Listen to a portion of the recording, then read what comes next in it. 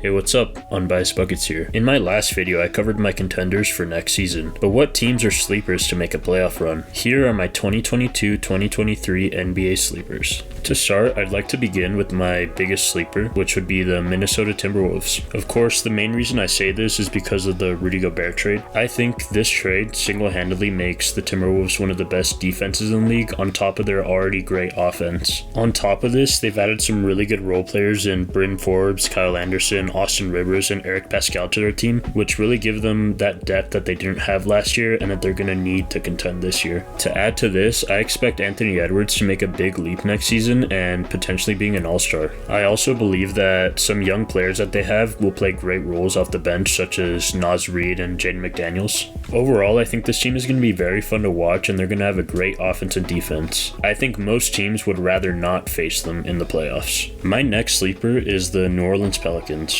I predict this team to be very good next season, and I think they could easily make a deep playoff run if they remain healthy. This is obviously referencing to their best player in Zion Williamson. In Zion's one mostly healthy season, he averaged 27 points per game, 7 rebounds, and 4 assists. If Zion can stay healthy, along with the great supporting cast from the Pelicans, I think they can really make a deep run. To add to this, I think the addition of Dyson Daniels to their draft was a great pick.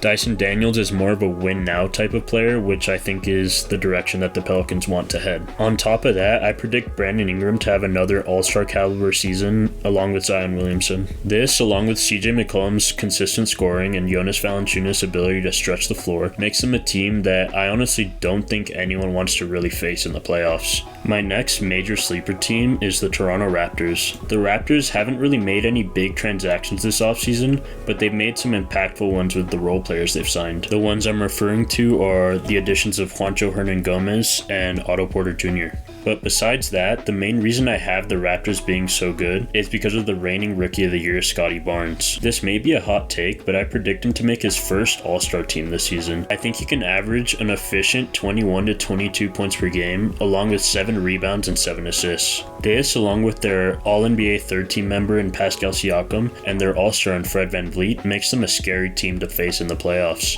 My fourth and final sleeper is the Chicago Bulls. To start, last season, the Chicago Bulls were a top 3 seed in the Eastern Conference for the majority of the first part of the season. The only reason they really stopped being as good is because of injuries to players like Lonzo Ball and Alex Caruso, who are crucial to their defense. I think that with them coming back and having a full, healthy season of Patrick Williams, they're going to be even better than they were at the start of last season. To add to that, they also made some really good free agency acquisitions. The main two being Goran Dragic and Andre Drummond. These two former All-Stars add some great depth to the team and provide some easy offense for them off the bench. To add to this, another main issue for them was their on-court chemistry, and I think that now that they've had a full year together, they're gonna mesh and play a lot better on the court. In general, I don't think you want to see any of these 4 teams as your first round matchup, no matter who you are. All of these teams have great potential to make deep playoff runs, and who knows, maybe make it to their conference finals. Alright, well those were my 2022-2023 NBA sleepers. Let me know in the comments section if you agree, disagree, or if I'm an idiot.